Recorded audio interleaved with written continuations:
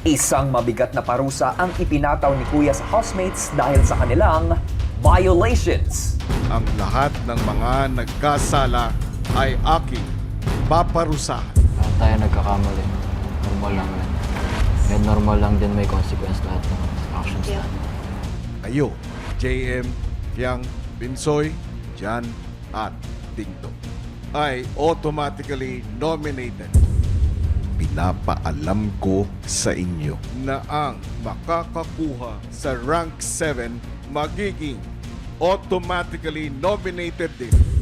Kulit sa akin. Your vote is Colette. Rain. Rain. Ate Kulit. Go kayo. Ate Colette.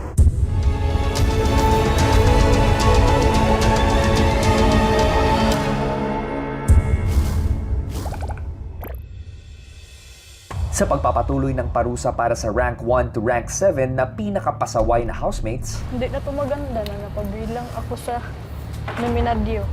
Parang nagsisisi po kasi po hindi ko feeling kuya, alam ko talaga sa sarili ko na hindi ko dapat deserve yun na number kuya. Pagod na ako maging nominado. That's it. Kasi nung first week dito nag-agawan tapos hindi ko na-defend yung sarili ko, sabi ko promise ko talaga sa sarili ko sa susunod na may mga ganito ipaglaban ko talaga. Hindi, tumiklop na naman ako kuya, ano ba yan? Hindi ko na alam ang gagawin ko talaga. hanggang sa isang anunsyo ang ibinigay ni Kuya para sa mga dumadaan pa sa parusa. Kanan, kaliwa. Start. 1. Kanan, 1, 2, 3, go. Right, left.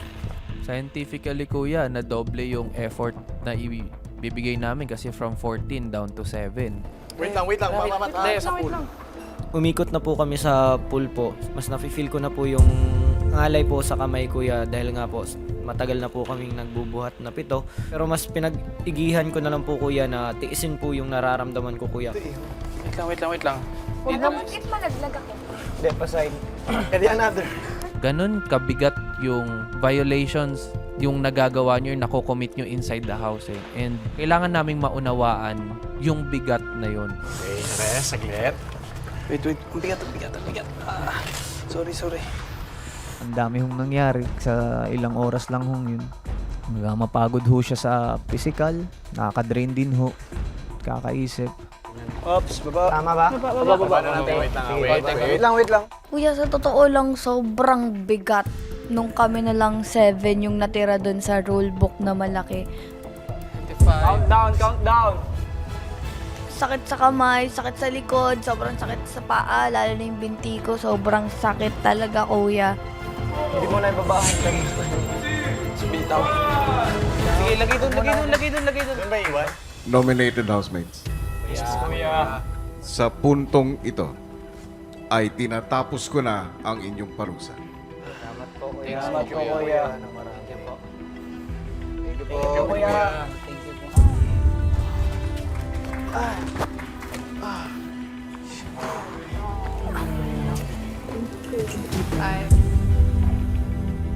Kasi po napabilang po ako sa nominado kuya.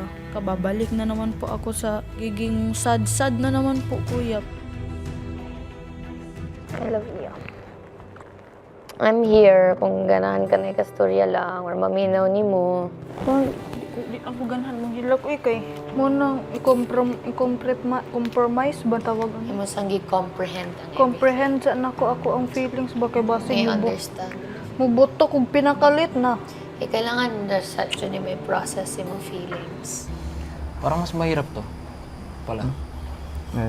Kesa yung normal na ginagawa natin. Mahirap talaga yun. May daming places Nakagulat ako, number 3 si Bunsoy. Aba, ayos ah. Tumingin na agad ako sa mga playsafe eh. Yung hindi lang ho ako naging pabor sa westo na nakuha ho ni Jan at ni Binsoy. Kasi para sa akin ho, sa lahat ng nominee ngayon, sila ho yung hindi deserving. Kasi parang feeling ko sumunod lang ho sila sa akin kasi nagkusa ho ako. Maya-maya pa ay nilapitan ni Jaren ang kaibigang si Binsoy. Bro, your family are so proud of you, bro.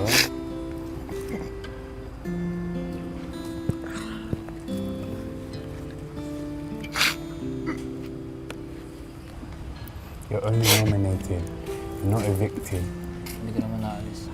So temperature. It's good.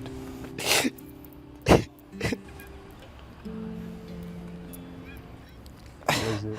Naisip ko na sila baka Mari ako. Ako yung lumabas sa linggo. Ako mapapaaral ko ba yung mga kapatid ko?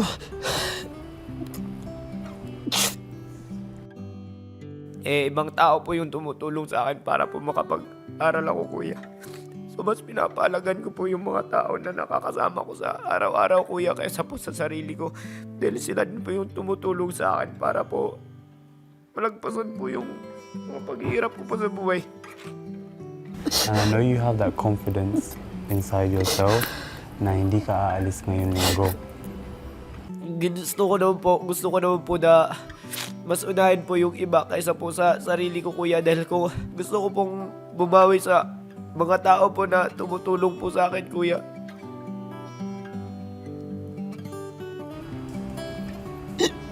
So don't burden yourself, Zoe. Trust yourself. I'm so proud of you.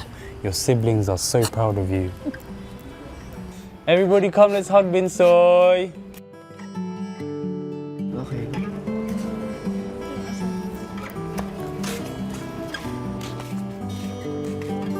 Oh, you see? Everybody loves you, bro. Bukod sa pagsunod sa mga batas at alituntunin, may mas mahalagang leksyon ang gustong ituro ni Kuya sa housemates. At ito nga ang kahalagahan ng accountability o ang pag-ako ng pagkakamali. At nakita natin to mula sa housemates na nilagay mismo ang kanilang mga sarili sa ranggo ng mga pasaway. Pero hindi dito natatapos ang kwento dahil hindi sila ang official automatic nominees. Ang tunay na magiging basehan ng ranking ay ang bilang ng violations ng bawat isa. Pero ang tanong, aakuin nga ba ng mga tunay na top violators ang kanilang pagkakamali? Mababago nga ba ang listahan ng mga nominado? Team Online and Team Bahay all over the world? Let's watch this. Good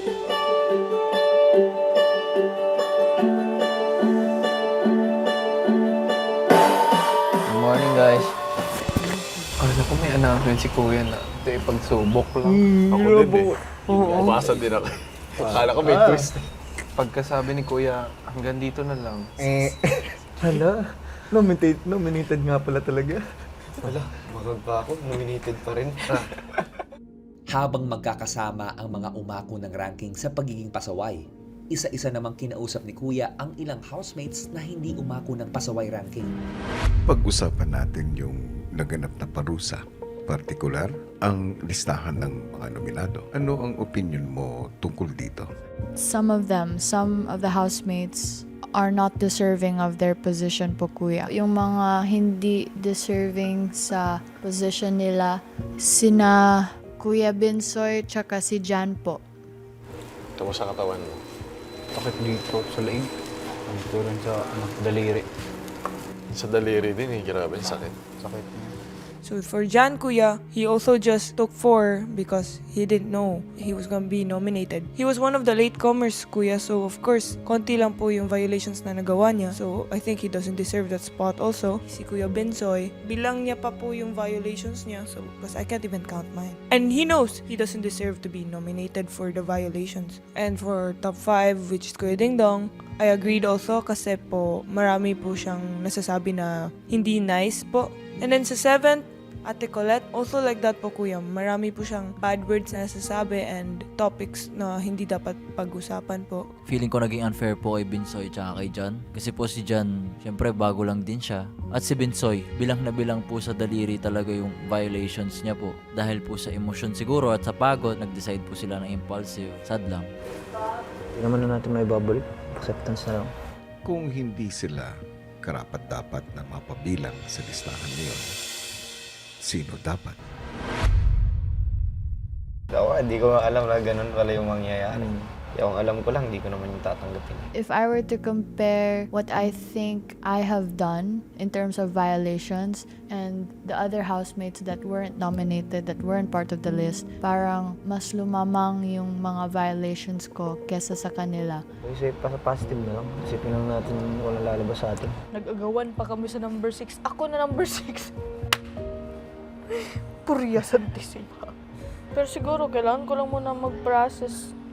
Kasi wala sinabi kong ilan na epic. Ha? Something pa yan. Kaya kailangan ko i-compromise yung sarili ko na wag basta-basta magpadalo sa mga nararamdaman. Yung ako nga ano yun. Angkinin ko talaga yun. Sa usapin ng pagkakamali at responsibilidad, ano ang mas matimbang, ang pagturo o ang pag-ako? Mas maganda po yung pag-ako, kuya. Kasi mas matututunan po nila na maging accountable po sa mga pagkakamali nila. Somehow, nakagawa rin naman ako ng violation. And sabi ko, ito na lang yung parusa sa mga ginawa namin.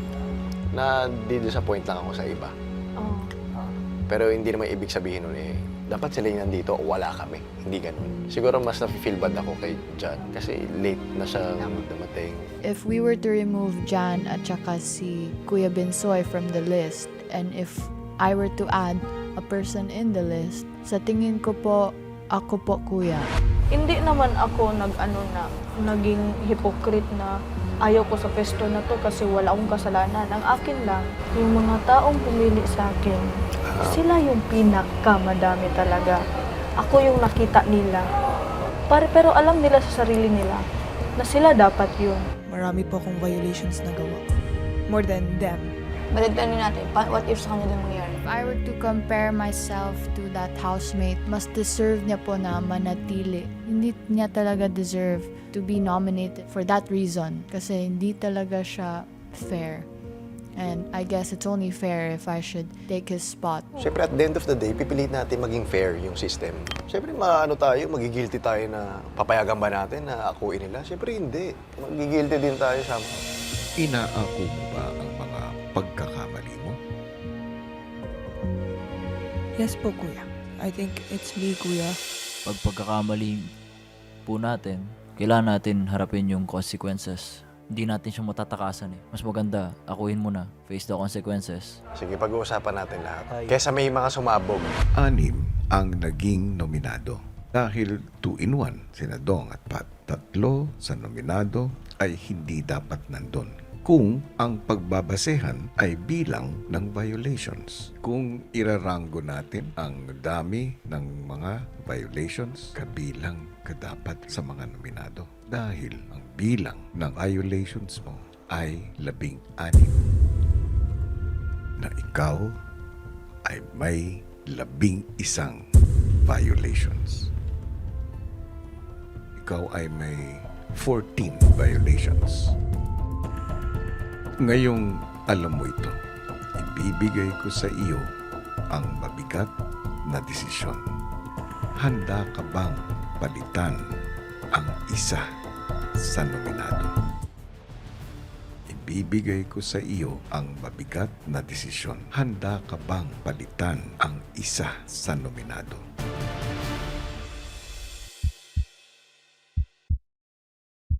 Handa ako, kuya. Yes. Yes po. Yes po, kuya. Marami po akong violations. Siguro naman I deserve to be in that spot. Kung sila pong konti lang violations, sila po yung delikado. Tapos ako hindi delikado. Unfair. I should know what I have done wrong. If I fail to see the importance of my wrongdoings, I will never grow as a person. If I continue to ignore my mistakes, I will never be the better person I want to be. Yun po talaga yung nararapat. Dapat lang po na hindi yung tatlong nasa listahan po ngayon.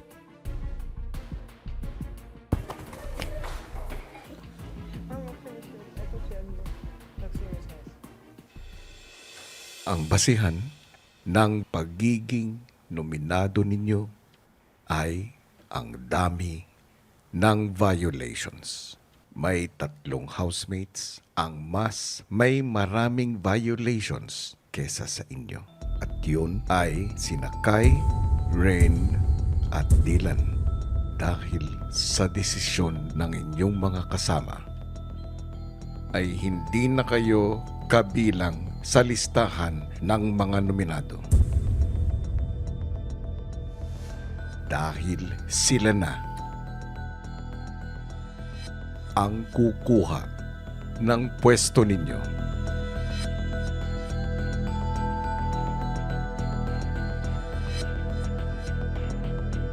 Tinipon ni Kuya ang lahat ng housemates sa living room para sa isang mahalagang anunsyo.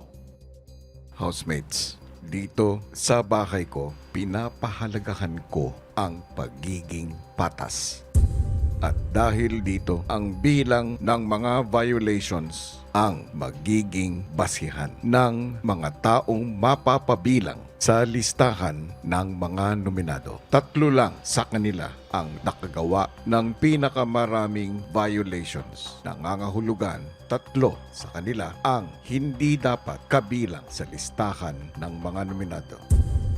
Nais ko ring ipaalam sa inyong lahat na ang mga magiging bagong nominado ay inako ang kanilang mga kamalian. Una ko munang sasabihin ang pangalan ng 3 housemates na hindi na magiging nominado. Binsoy, Jan, at JM. Ang 3 housemates na papalit sa pwesto nila: Rain, Kai, Dylan. Sila ang mga nominado sa linggong ito. Dahil sa bilang ng violations, may final list na para sa mga napatawan ng automatic nomination para sa linggong ito. At sa unang pagkakataon sa edisyong ito, 6 ang mga nominado. Kaya naman, voting is now officially open.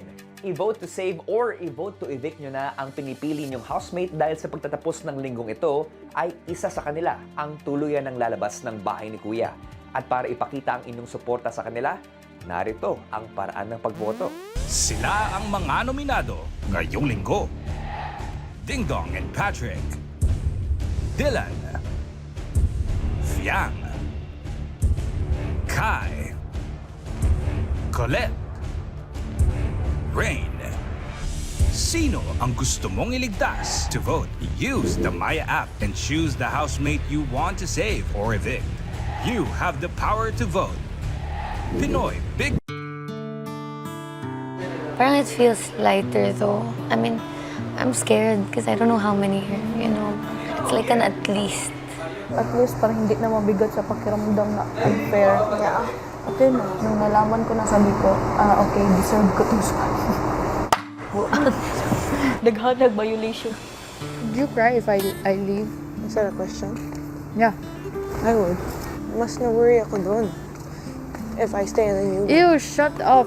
You're just saying the words out of my head. The only way to make it fair is if I make a difference. So if I were to be courageous and take up that spot, then maybe I would feel less guilty. I don't want you to leave, bro. If I'm staying, you have to stay as well. Ew, that makes me cry. Me too. Alam ko naman po yung nagawa kong mali. So, I just take the consequence, Kuya. That's the right thing to do. Do I wanna tolerate an unfair world, Kuya? No. Let's stay here.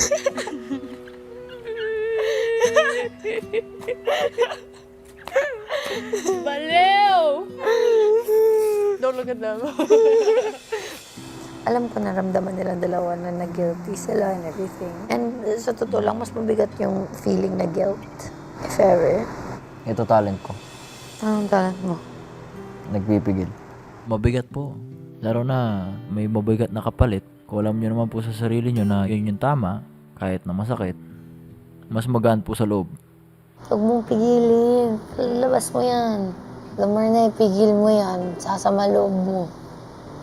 Nagkaroon ka na ba ng ganitong karanasan? Second year college, ayun, syempre medyo masaya. Kasi ang tagal ko hinintay to eh. Pero masyado po siguro ako naging malaki ulo siguro, kampante. Lumabag po ako sa patakaran po ng school. May curfew po nun. Nagawa po namin mag-sneak. Nahuli po ako, tas na-office po kami, Kuya. Akala po nila i-deny ko. Major offense, tanggal po ako sa UE. Feel like meron ako lagi dapat patunayan. Inako ko po yung pagkakamali ko. Nakita naman po nila na talagang nagsisisi po ako at gusto ko po talagang bumalik at maglaro. Binigyan po nila akong chance ulit na makapaglaro last season. Be proud of yourself. You're here because of your strength. Sige na, masyado na madrama to. Ha? Masyado na madrama. Drama na to. This is so not just a Dylan. Alam ko sa ano sasabihin nila mama. Baka magsabi na yun na, ba't mo ba yung ginawa, chuchuchu? Pero okay lang yan. At least, ginawa mo naman yung tama na inaisip mo. Yun, di ba sabi ko pa rin sa'yo, it was so brave yung ginawa mo. Pero, this is also a learning curve. Bakit pag nakalabas ka, may nakagawa ng kasalanan, aangkinin mo? Ba't hindi? Okay. Ang mabigat na pagdidisiplinang ipinataw sa inyo, ito ay hindi para pahirapan kayo. Ito ay para magsilbing aral na ang bawat pagkakamali ay mayroong kaakibat na kapalit. Sa loob man ng aking bahay o maging sa labas, ginawa ang mga batas upang intindihin at sundin at higit sa lahat, respetuhin. Naway matuto kayo at hindi na umulit sa inyong mga pagkakamali. Yes. Thank you, kuya. Abangan bukas! Kasi meron niya akong naging ka-situationship. Pero habang nag-situationship kayo ni G, ginusto mo ba si Z? Hindi ko pa alam. Feeling mo matutotga mo si G? Oo. Kanino ba may koneksyon ang bagong housemate na papasok sa bahay ni Kuya? Maligayang pagdating sa bahay ko. Gwen, may kilala kang isang housemate ko. Si Jolie po, Gaano kayo ka-close? alam ko lang po, hindi lang po siya basta-basta. Meet Gwen. Ang task ninyo, boys. May ituturo si Gwen. Expressions. One expression each. Dapat masabi ninyo kay Jolie sa isang usapan. JP? Jaren? Ang buong istorya dito lang sa Pinoy Big Brother Gen 11. Gwen.